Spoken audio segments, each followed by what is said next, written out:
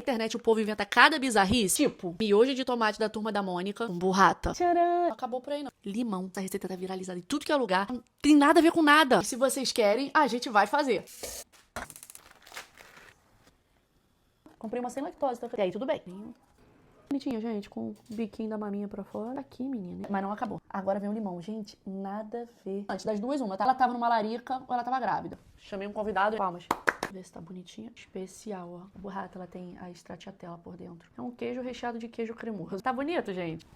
Eu vou ser sincera. Eu tava esperando, assim, que quando chegasse o limão ia acontecer algo muito extraordinário. Não aconteceu. Burrata é caro e dá pra você colocar em combinações bem melhores. Esse alvoroço por causa dessa receita é que as pessoas não conheciam burrata. Ninguém vai te contar esse segredo. Vai deixar você gastar burrata que é R$ 40 uma burrata dessa. É gostoso, porque minha hoje é gostoso, burrata é gostoso, misturou, ficou gostoso, né? Mas não é Não, surpreendente, usa não. burrata pra outra coisa, sério. Ninguém na internet vai te falar isso. Quem vai fazer favor pra vocês é quem? A gente. Então você pode seguir a gente, porque a gente tá sempre falando a verdade pra vocês. Nota dó. Sacanagem.